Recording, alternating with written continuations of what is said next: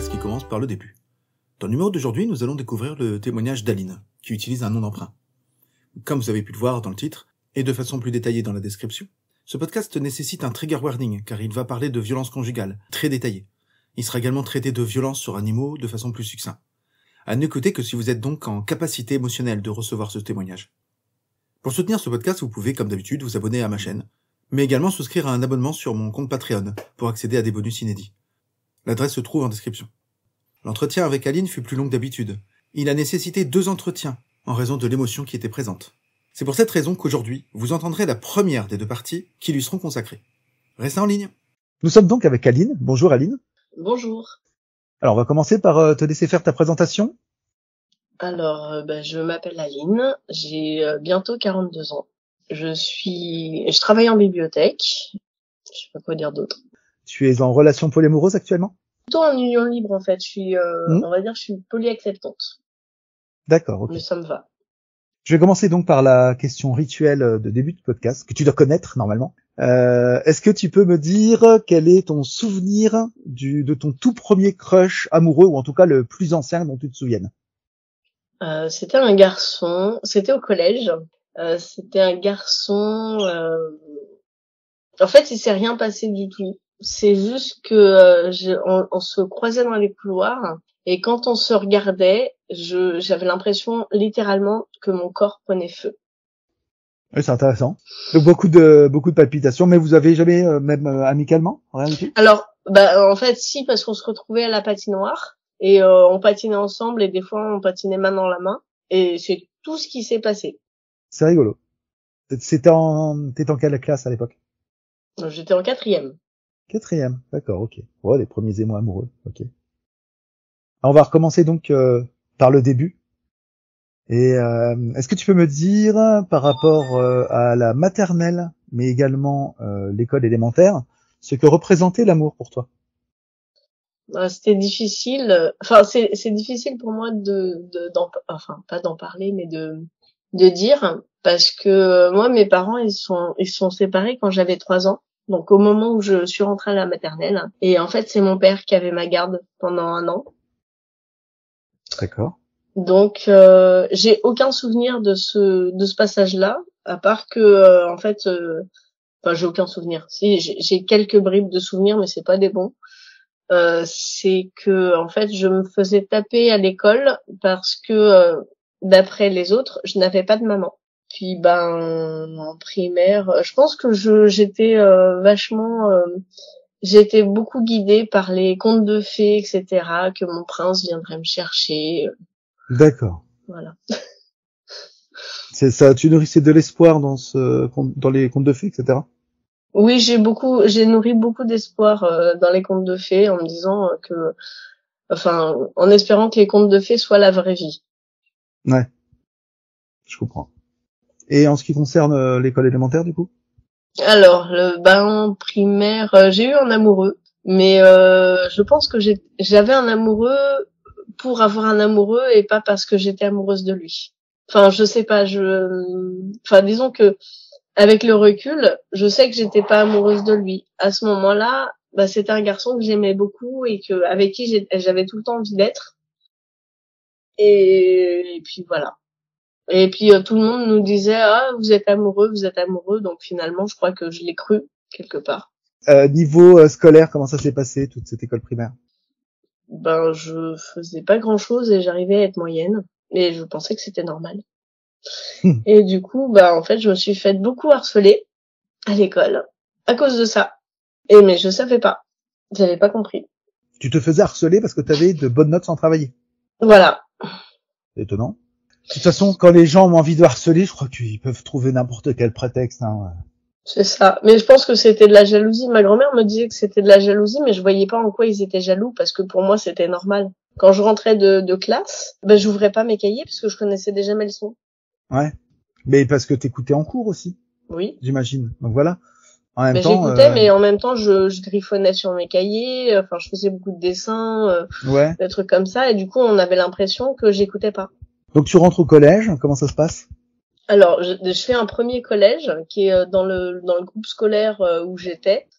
Donc j'avais fait la primaire dans ce groupe scolaire, et en fait j'ai fait une première quatrième dans ce groupe scolaire, et ensuite j'ai déménagé, et du coup j'ai dû changer de collège. Donc tu as fait une première année de collège et ensuite tu as déménagé. Ton entrée dans ce nouveau collège, ça s'est passé comment? Au début très mal, parce que en fait premier jour pré-rentrée, je suis arrivée avec un sac de bonbons, je connaissais personne, et il y a une fille de ma classe qui en sortant du collège me dit des bonbons, et en fait je te la fais courte, ça a fini en bagarre parce que elle m'avait pas dit s'il te plaît, et que moi je voulais bien lui donner des bonbons si elle me disait s'il te plaît. Moi j'attendais que ça vienne d'elle, et du coup c'est pas venu, donc c'est parti en bagarre. Et le lendemain moi je l'ai dit au CPE, parce qu'en plus c'était une fille de ma classe. Et du coup la fille elle me dit je me suis fait convoquer par la CPE à cause de toi et tout, tu vas voir à la sortie de l'école. Je dis vas-y, tape-moi et tu verras, tu vas te faire exclure. Et du coup en fait après elle est devenue mon amie. On se croirait dans une série télé là. mais grave, mais en fait moi j'y croyais pas du tout. Et je croyais qu'en fait elle était devenue mon amie pour pouvoir me manipuler ou quelque chose comme ça, mais non, en fait elle est devenue, alors même mieux qu'une amie, une garde du corps. Il y avait personne qui pouvait m'embêter. Ah oui. Et comme c'était la caïd du lycée, il y avait personne qui m'embêtait. Donc c'est marrant, ça, t'as dû gagner son respect parce que tu lui as tenu tête, si j'ai bien compris. Je crois, ouais. J'y croyais pas, je me suis dit non mais c'est une blague, elle va encore me taper quand une fois que j'aurai relâché ma vigilance. Et en fait non. Donc on va dire par la force des choses, j'ai dû y croire. Mais ça a été difficile pour moi. Et sinon d'un point de vue sentimental, au cours de toute cette période de collège, comment ça s'est passé? Alors, première, quatrième, j'avais un petit copain. D'accord. Et en fait, ce petit copain, c'était un amour de vacances, mais qui durait. C'est-à-dire que, en fait, lui, il habitait dans l'Ain. Moi, j'habitais en région parisienne, et on se retrouvait en fait dans la Creuse. Et donc, ça a duré pendant 1 an. On se voyait à Pâques et aux grandes vacances.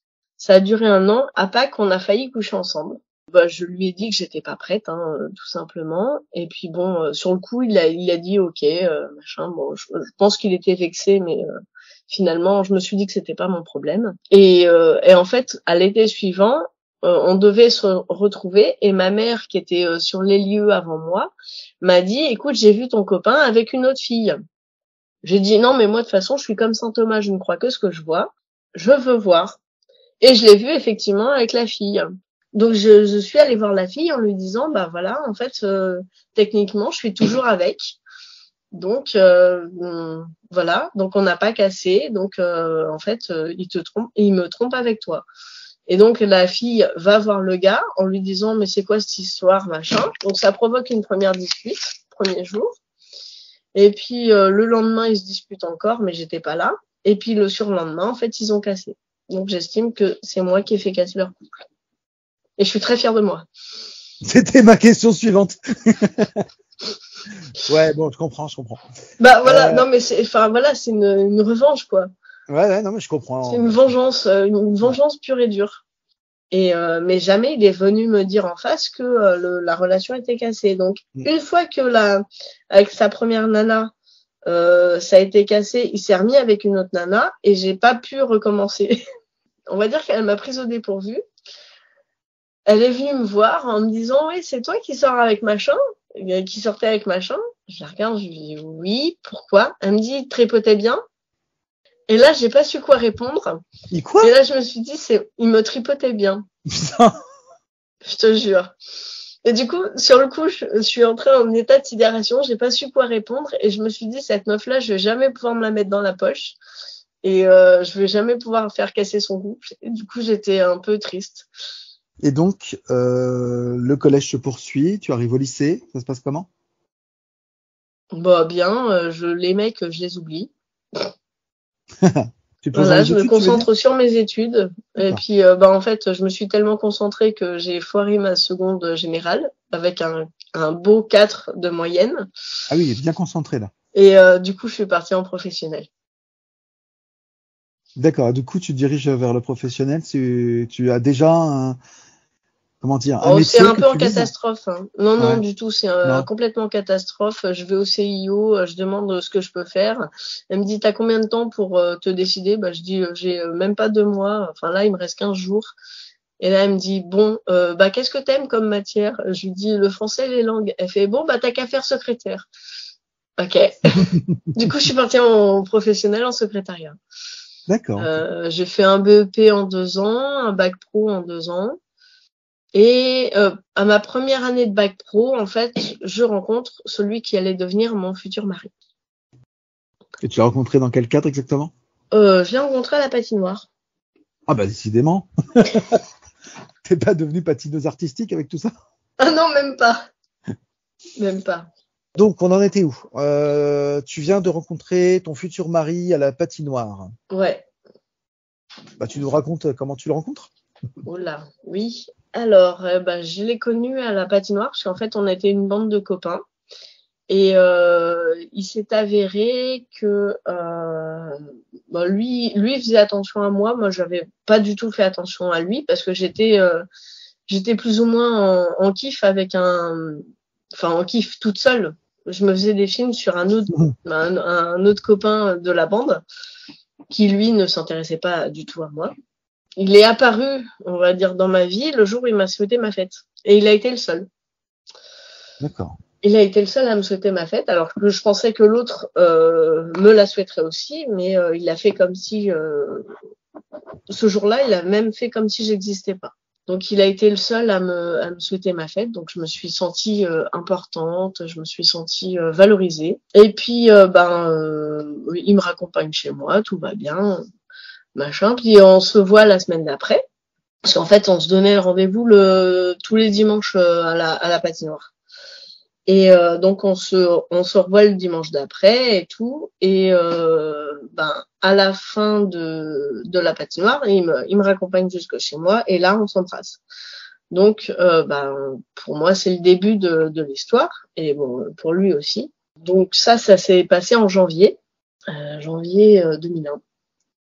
Et ensuite, tout se passe bien et tout. Et en juillet, alors lui, il travaillait dans un boulot où c'est en fait un peu en décalé. Et en fait, lui, le jour du 14 juillet, il m'a dit, non, je peux pas venir en boîte parce que déjà j'aime pas trop ça et je travaille le lendemain. Je lui dis écoute, ok, mais du coup je pars en boîte et jamais j'aurais pensé lui demander l'autorisation. Donc je pars en boîte avec mes amis, avec justement le gars avec qui sur lequel j'étais en kiff et une copine. On part en boîte, tout se passe bien. À un moment donné, la nature se rappelle à moi. Je vais aux toilettes, je sors des toilettes et là le gars avec qui j'étais sur lequel j'étais en kiff m'attrape et m'embrasse, alors que j'avais rien demandé. Et il me repose, et il va pour me réembrasser. Là, je le regarde, je lui dis non, je peux pas. Je suis avec mon copain, tu le sais et tout, donc c'est pas possible quoi. Et puis il a respecté, tout s'est bien passé, la soirée s'est bien passée, tout ça. Donc moi, j'avais complètement occulté cette histoire parce que pour moi, j'ai dit non, le mec a respecté, j'étais droite dans mes bottes. Et quelques temps plus tard, en fait, mon copain de l'époque me dit mais t'as pas un truc à me dire? Et je regarde, je lui dis qu'est-ce que je devrais te dire? Il me dit tu sais, par rapport à la soirée du 14 juillet. Je lui dis quoi, la soirée du 14 juillet? Moi, j'avais complètement zappé, hein. C'était pas une manipulation de ma part ou quoi. J'avais vraiment complètement zappé. Et il me dit, t'as embrassé un tel. Ah, je le regarde, je lui dis, alors déjà, non. C'est pas moi qui l'ai embrassé, c'est lui qui m'a embrassé. Et, moi, j'ai été surprise, donc je l'ai, entre guillemets, laissé faire. Mais quand il a voulu le refaire, je me suis reprise et j'ai dit, non, je veux pas. Parce que je suis avec toi, quoi. Et puis et là en fait ça part en cacahuète. Mais alors vraiment le truc que j'aurais même pas pu l'imaginer.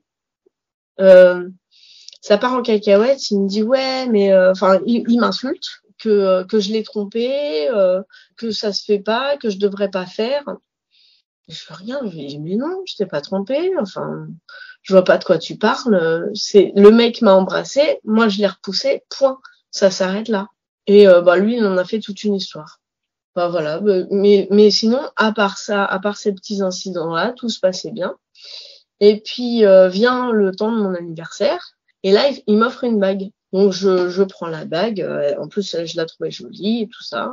Je la porte, machin. Puis bon, quelques temps plus tard, je lui demande, mais au fait, pourquoi tu m'as offert une bague? On n'offre pas une bague comme ça et tout. Et il me dit, bah en fait, c'est des fiançailles. Et moi, j'étais un peu déçue parce que dans ma tête, les fiançailles, c'était déjà il y avait une demande. Bah ouais, c'est clair. Déjà, il y a une demande, devant témoin ou pas, mais au moins on demande, quoi. Et là, et puis il me dit, bah non, mais je veux me marier avec toi. Mais c'est vrai que là, ça fait un peu, on est fiancé, ta gueule. Voilà, mais complètement. C'est exactement ça que j'ai ressenti. Et puis donc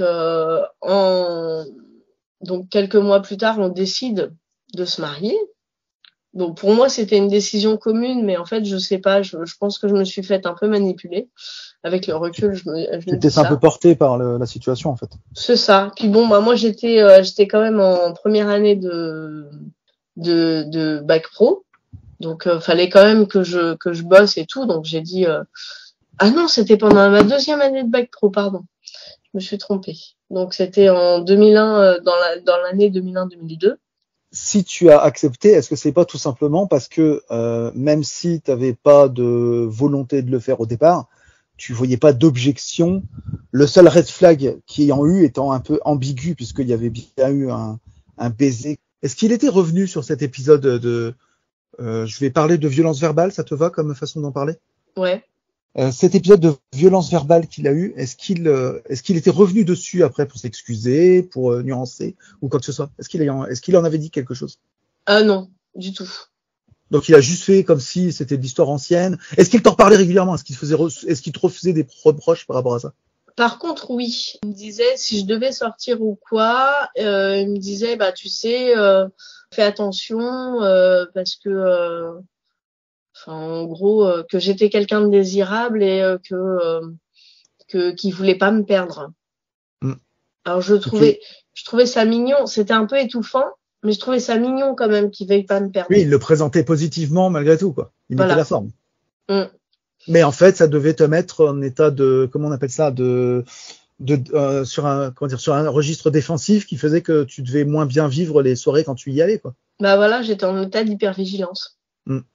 Mais t'avais pas de red flag apparent dans ta tête, je pense, et c'est ça peut-être qui t'a fait accepter de te diriger vers le mariage. Est-ce que je vois juste? Oui, bah voilà. Puis en plus, moi, je me disais, le mec avec qui j'ai couché, c'est forcément le mec qui sera mon mari et qui sera mon mari jusqu'à la fin de ma vie. Ah, peut-être piégé par cette histoire de conte de fées, en fait. Ouais. Il y a des petits épisodes comme ça où en fait, il me montre qu'il veut qu'on soit bien ensemble et en gros, que je dois bien me comporter. Mais bon, pour moi, ça me paraît normal. Et puis, on se marie en juillet 2002. Et le jour du mariage, c'est là que ça commence à vraiment partir en cacahuète. Une fois qu'il a eu signé le papier, comme quoi il était d'accord pour se marier avec moi, il s'est retourné vers moi en me disant « Maintenant, tu m'appartiens ». Et là, je l'ai regardé. Putain de merde. Mais grave. Et là, je l'ai regardé en mode, mais tu sais, l'esclavagisme, ça a été aboli il y a déjà quelques siècles. Je dis, ça n'existe plus, donc je t'appartiens pas. Et puis je dis, en plus, le divorce, ça existe. Et là, gloops, je me dis, attends, je dis ça le jour de mon mariage, ça pue. Voilà. Alors, pour la petite histoire, l'histoire du mariage, c'est pas venu comme ça. C'est-à-dire que moi, je vivais chez ma grand-mère à l'époque. C'est un peu décousu, hein. Mais je vivais chez ma grand-mère à l'époque et je voulais vivre avec avec mon copain à ce moment-là. Et j'ai dit à ma grand-mère, j'aimerais bien qu'on vive ensemble chez toi pour voir comment ça fait et voir si j'ai envie de me marier avec lui et faire des enfants.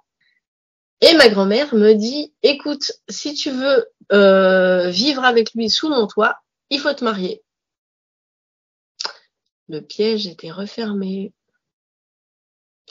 Voilà. Donc du coup, mon ex m'a offert une bague, machin.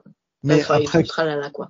Ouais, après coup, est-ce que tu vois pas dans le fait que tu avais posé cette question à ta grand-mère, est-ce que c'était pas que inconsciemment tu avais déjà eu des réticences? Ah bah oui. Complètement, j'avais déjà des réticences à me marier avec lui et tout ça, parce que je me suis dit, pour moi, le mariage, c'est définitif. Enfin, je veux dire, mes parents étaient divorcés.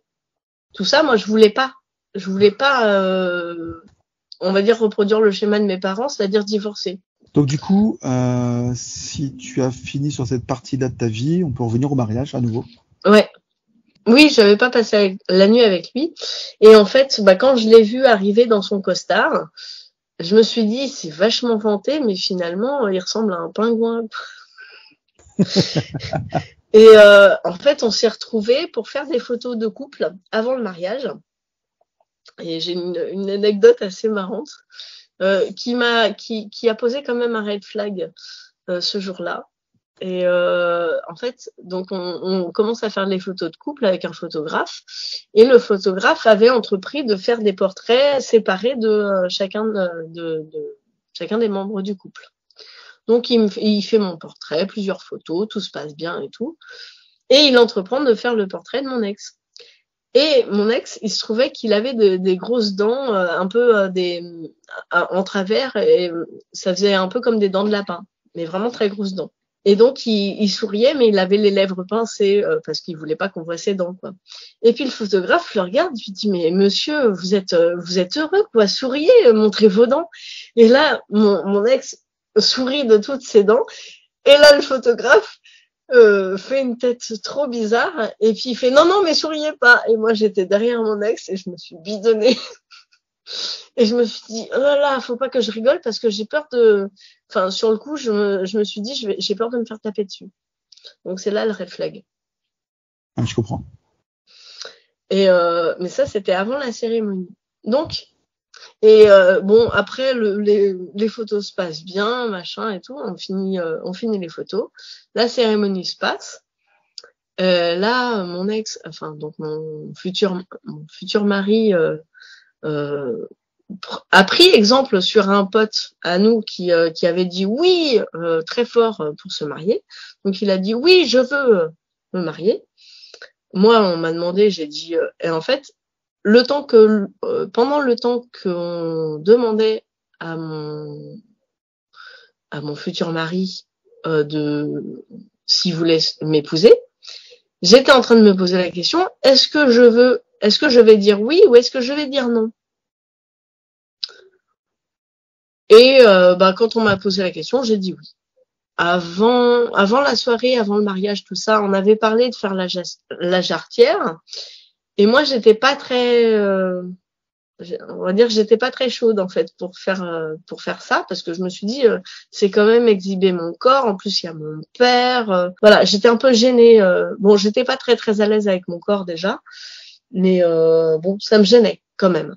Mais mon ex avait dit oui, mais on va se faire beaucoup de fric avec la jarretière, donc ça serait bien que tu le fasses. Je me suis un peu sentie, j'avais l'impression que mon futur mari me prostituait, ou mon mari du coup, en faisant ça. Parce que moi j'étais réticente et au lieu d'écouter ma réticence, il a insisté quoi. Parce que lui en fait ce qui l'intéressait c'était le fric. Donc on a eu pas mal d'argent avec la jarretière, on a eu aussi pas mal d'argent avec les enveloppes des gens, enfin on a eu beaucoup d'argent. Donc moi je pensais qu'on allait faire un beau voyage, on a eu 4400 €. Donc je pensais ça donne de la marge pour un beau voyage en plus ça. Hein. Ouais. Là c'est voyage à l'étranger et tout le tralala, mais je sens que c'est pas ça que tu vas nous dire. C'est oh là là, tu as une super intuition. Eh ben non, en fait, moi j'ai toujours rêvé des Seychelles, j'y suis jamais allée parce que en fait, on a fini notre lune de miel en Creuse chez ma grand-mère. D'accord. Voilà. Et alors, Ça fait cher pour dormir chez la grand-mère quand même. Hein. Ouais, grave. Surtout qu'en plus, on est revenu, on avait un découvert. Un découvert ouais, tellement, enfin, on avait 1200 € de découvert. Je ne sais pas comment on a fait. Je sais pas comment on a fait pour dépenser ça. Enfin, on avait un conjoint. Attends, vous avez été que chez la grand-mère ou vous avez été ailleurs avant? Non, on a été que chez ma grand-mère. Que chez la grand-mère, donc il y a eu des restaurants, ce genre de choses? Non, pas trop. Enfin, si, un peu, mais je sais pas, j'ai pas trop de souvenirs de cette période-là. J'essaye de décrypter, mais je crois que ça veut juste dire qu'il est parti avec la caisse, en fait. Ah bah ouais, pour moi, ouais. D'accord. Ouais, ok. Et mais on était ensemble. Donc tu ne sais même pas comment il a fait, quoi. Ça tombe, il l'a peut-être juste viré sur un autre compte, en fait. Ah bah peut-être, oui. Ok. Et mais en tout cas, enfin bon, donc je vais essayer de faire dans l'ordre chronologique, mais dans ma tête c'est le bordel. Ok. Donc 4 jours après notre mariage, on est donc dans la Creuse et on se balade dans le village d'à côté de là où on était. Et ma grand-mère avait fait un roast beef. Donc on se balade dans le village et tout. Ma grand-mère m'avait dit il faut rentrer pour midi pour manger. Et on se balade et franchement, moi j'ai pas la notion du temps. Mon ex, je sais pas s'il avait la notion du temps ou pas, mais en tout cas on a traîné et on est arrivé à 12h30. On s'est fait engueuler parce que le roast beef était trop cuit. Un roast beef trop cuit, c'est pas la peine, c'est pas bon. Mais en même temps, bon, il y a peut-être des gens qui aiment ça. Hein. Elle pouvait l'arrêter sa cuisson, hein. Certes, mais elle savait pas à quelle heure on arriverait. Bah, parce qu'à l'époque, il y avait pas de portable. Elle aurait pu vous dire il est bien cuit, mais il est froid. Mais il y a rien qui l'oblige à le laisser dans le four. Hein. Oui. Bon, oui, Je suis très choqué par le destin de ce roast beef, je tiens à le dire.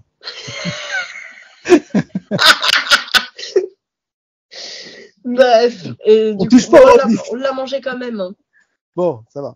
Trop cuit, mais on l'a mangé.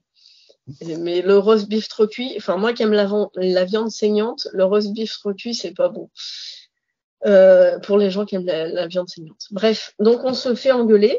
Et là, mon ex, enfin mon mari de l'époque, dit à ma grand-mère, ouais, enfin bon, c'est bon, on n'est pas à l'armée ici, on peut revenir quand on veut, machin. Et ma grand-mère dit, bah non, on peut pas revenir quand on veut, surtout quand il y a un roast beef en jeu, quoi. Donc mon mari à ce moment-là me dit ouais c'est pas possible, moi je peux pas rester dans cette maison dans ces conditions-là. Il commence à faire son pactage, enfin sa valise, et puis à vouloir partir. Puis je lui dis ben non, tu vas pas partir pour un roast beef quand même, c'est complètement con. Je rigole, mais sur le coup je rigolais pas du tout, hein, parce que je pensais vraiment qu'il allait partir. Et puis bon, il se trouve qu'on était dans un patelin un peu perdu au fin fond de la Creuse, et que pour aller à la gare, fallait prendre au moins la voiture parce que c'était à 20 et quelques kilomètres. Et du coup, je lui dis, sur le coup, je lui dis écoute, si tu veux, je t'emmène. Puis je le laisse faire ses affaires, machin, puis je me mets à réfléchir, je dis mais je suis quand même complètement con de le laisser partir alors que j'ai pas envie. Et donc je reviens lui dire écoute, non, finalement j'ai réfléchi, je ne t'emmène pas à la gare. Et là il demande à la voisine qui dit non, et puis en plus qui a pas envie de se mêler de nos affaires parce qu'il commence à lui expliquer machin, enfin bon voilà, tout en se faisant passer pour une victime. Du coup, il dit du coup, je pars pas. Donc, il est resté. Et puis, l'histoire du roast beef a été enterrée. Il se passe quelques mois où rien de vraiment notable. Et puis, en février 2003, avant, je sais plus, on rentre de vacances, tout ça. Moi, j'avais mon bac pro en poche. Je commence à chercher du boulot pendant un mois.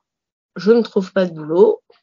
Je me dis bon, je peux pas rester comme ça sans boulot, alors que lui il a un boulot. Donc je voulais qu'on ait un boulot tous les deux, qu'on puisse trouver un appart.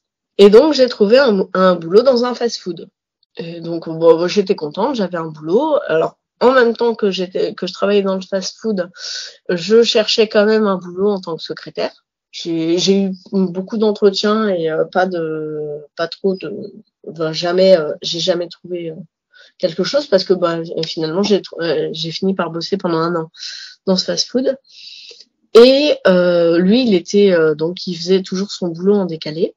Et en février 2003, en fait, qu'est-ce qui s'est passé ce jour-là? Ah oui, je crois qu'il y a eu une histoire d'omelette avec ma grand-mère, parce que j'en vivais toujours chez ma grand-mère.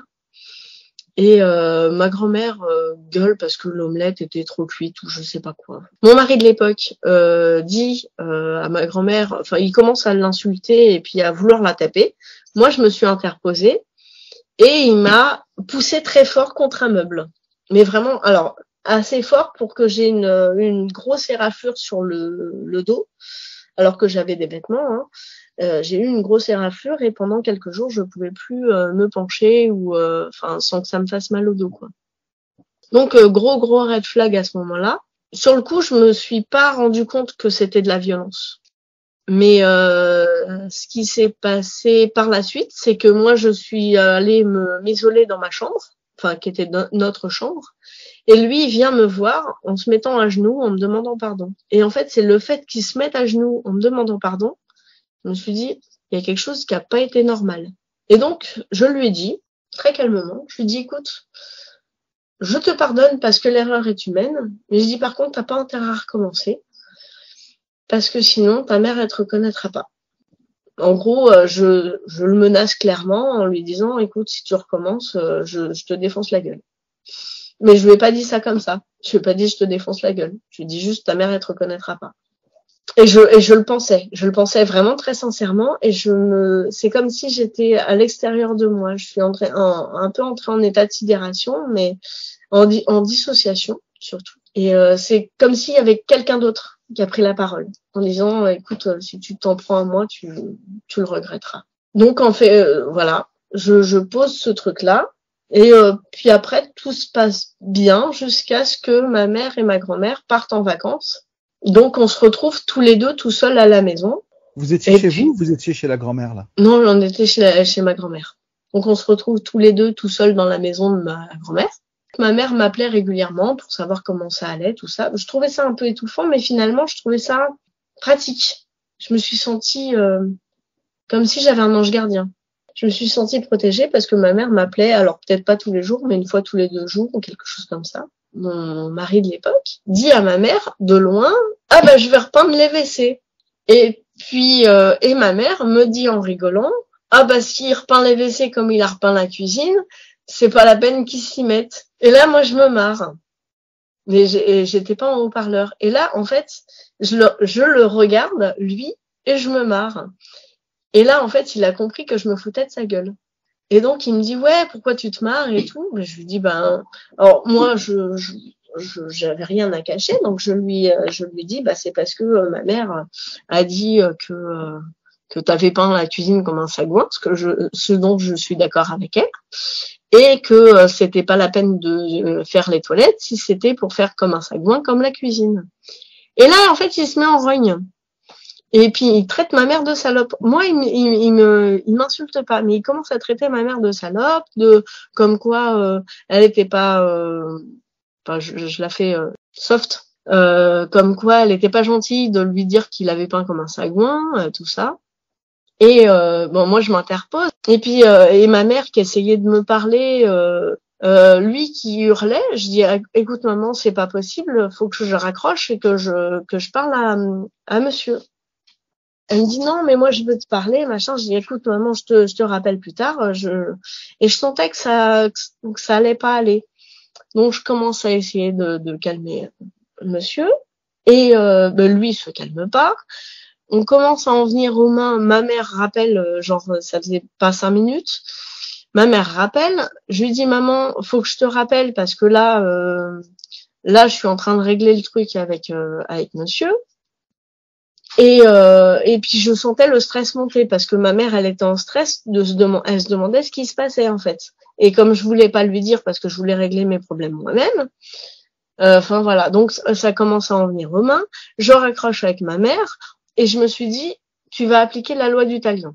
Œil pour œil, dent pour dent. Tu fais pas plus, pas moins que lui. Il me donne un coup de poing, je lui redonne un coup de poing. Il me donne un coup de pied, je lui redonne un coup de pied. Et en fait, je sens en moi grandir une force incroyable. Et là, je me dis, mais en fait, le mec, je pourrais le tuer. Si je voulais, là, je pourrais le tuer.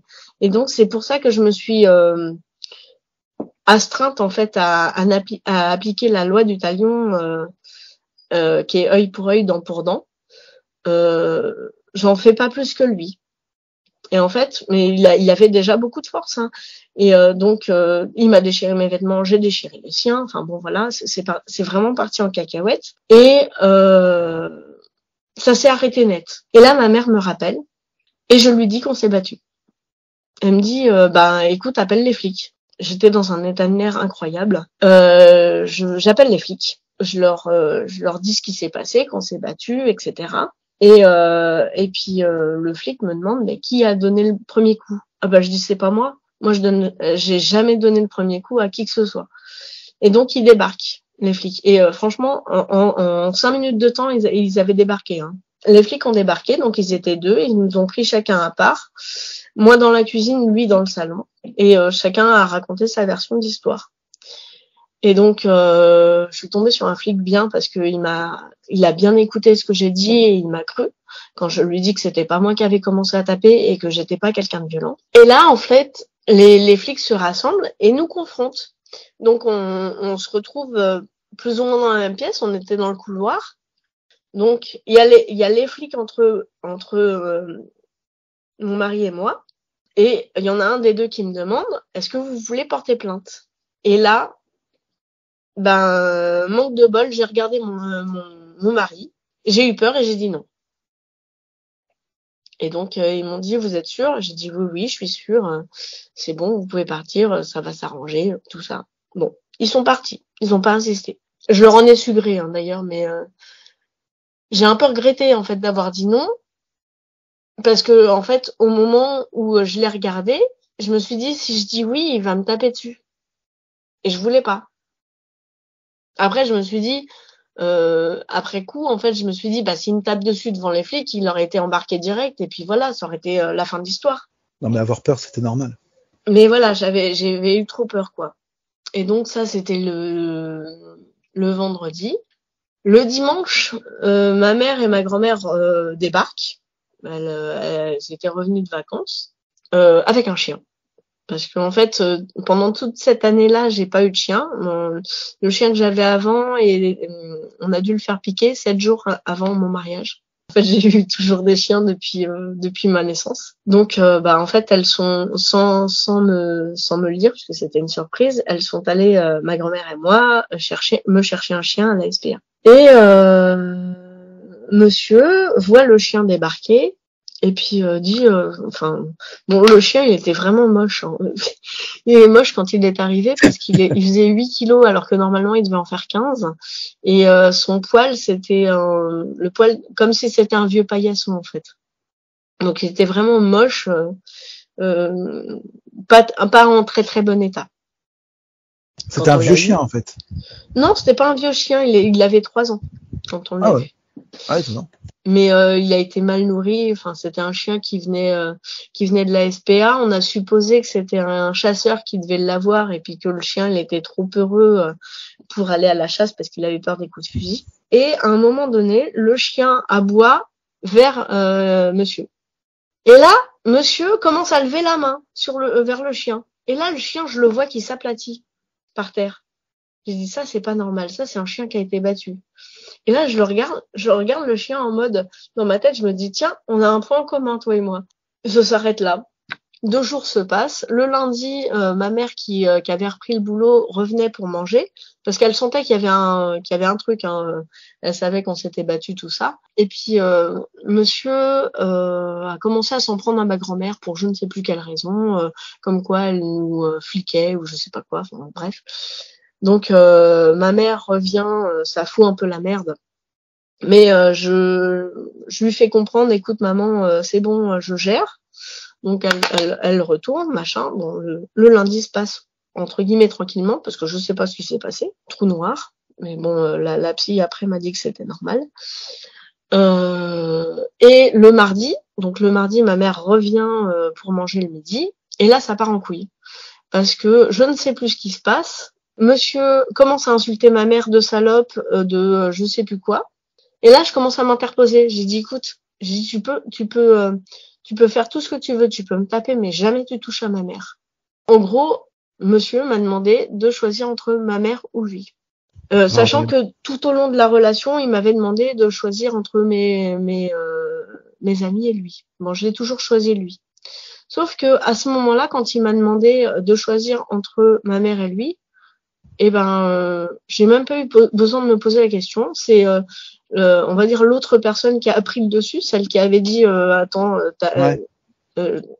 si tu me tapes, ta mère elle te reconnaîtra pas. C'est cette personne-là qui a pris le dessus en disant écoute, tu te casses. Je choisis ma mère, tu te casses.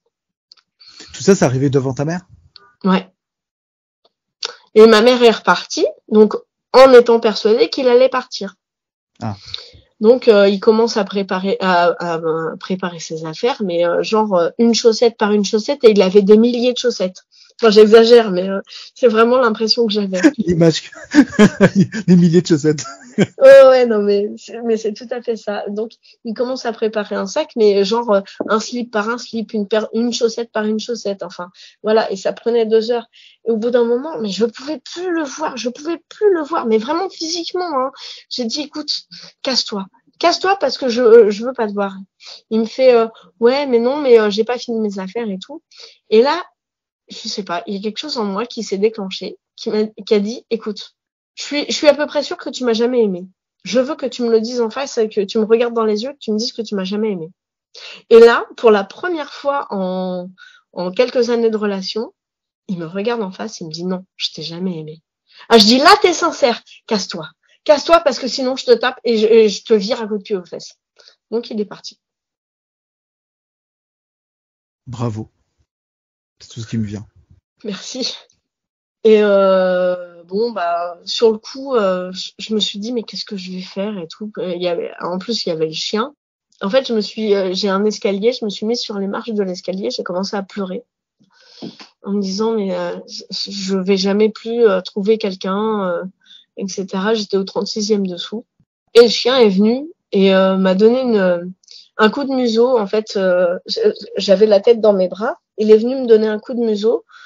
Pour me dire mais t'inquiète pas, je suis là.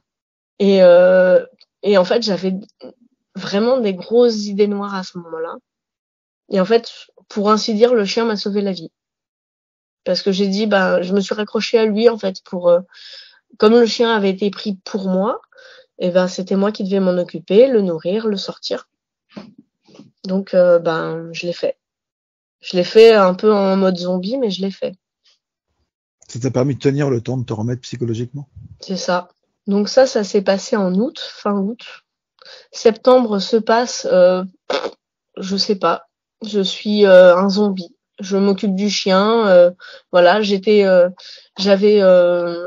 quitté le fast-food en juillet.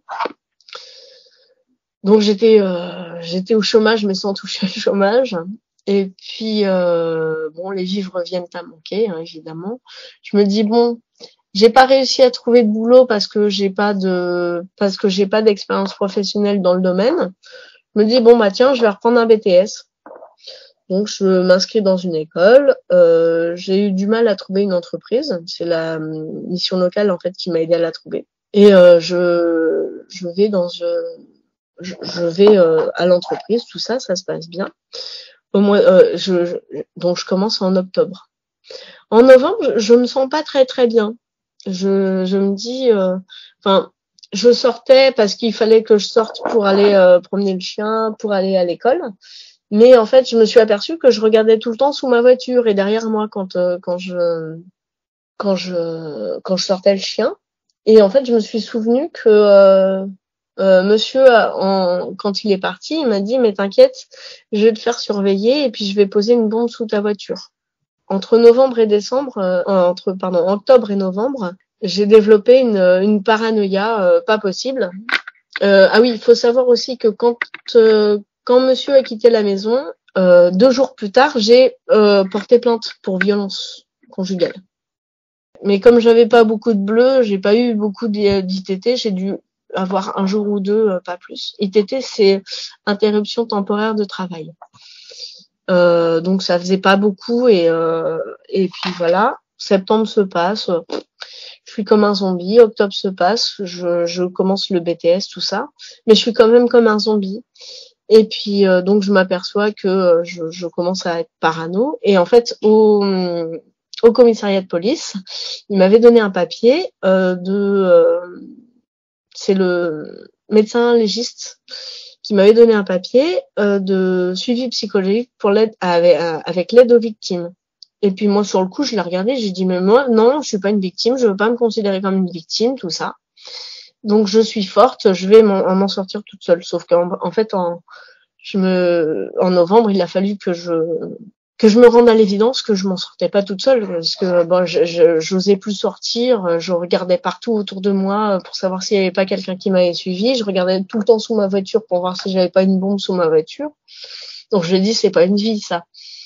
Donc je suis allée voir une psy qui m'a dit que effectivement j'étais victime d'un syndrome de parano en fait, et que c'était normal parce que j'avais eu une menace que j'avais prise très au sérieux. Donc je suis allée voir la psy qui m'a beaucoup aidée, qui m'a aidée à mettre des mots sur ce que j'avais reçu, sur les coups, sur les mythos qu'il avait pu faire tout au long de ma vie, de ma vie avec lui en tout cas. Et puis en fait en décembre, je décide à divorcer, à demander le divorce. Donc je fais les papiers pour l'aide juridictionnelle que j'obtiens, aide juridictionnelle totale, parce qu'en fait, comme j'étais en BTS en alternance, je touchais pas beaucoup d'argent, je touchais moins que le SMIC, ce qui m'a permis d'avoir une aide juridictionnelle totale. C'est cool ça. Ouais. Mais je pensais que ça se passerait bien. En fait non. Il m'a emmerdé jusqu'au bout. Parce que en fait, quand une fois que la procédure a été mise en place, il y avait ce qu'on appelle une audience de non-conciliation. Donc les 2 parties devaient être obligées d'être là avec leurs avocats. Donc on va au truc, on constate qu'il est pas là et ça reporte l'audience, mais de 3 mois quand même. Je dis merde, c'est chiant quoi. Moi je veux divorcer je veux divorcer tout de suite. Je me marre, mais c'est pas drôle. Mais sur le coup, je voulais vraiment être débarrassée, quoi.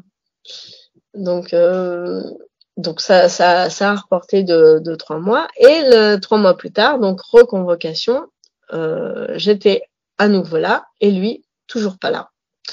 Mais sauf que en fait, c'est pas un jeu qui peut durer éternellement. Donc 2e fois, il est pas là. On considère qu'il y a non-conciliation et donc que le divorce peut s'enclencher.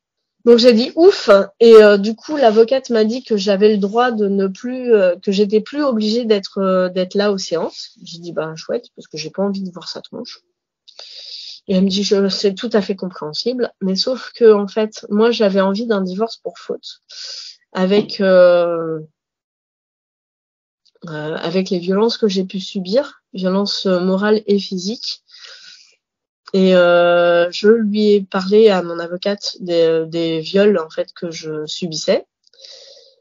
Mais alors l'avocate, elle a fait un truc qui était pas cool, mais bon c'est ce qu'elle pensait faire de mieux à ce moment-là peut-être. Elle m'a dit mais vous savez si vous voulez faire un divorce pour faute, il faudra que vous me racontiez et que vous racontiez ça devant tout le monde. Et dans ma tête, en fait, j'ai freiné des cas de fer et j'ai dit non, c'est pas possible, je vais pas pouvoir étaler ma vie et je vais pas pouvoir être présentée comme une victime. Donc du coup, j'ai dit non, je fais pas un divorce pour faute. Du coup, on a fait un divorce pour auteur partagé. J'étais pas très très satisfaite de ça, mais en même temps, ça me permettait d'en être débarrassée au plus vite, quoi.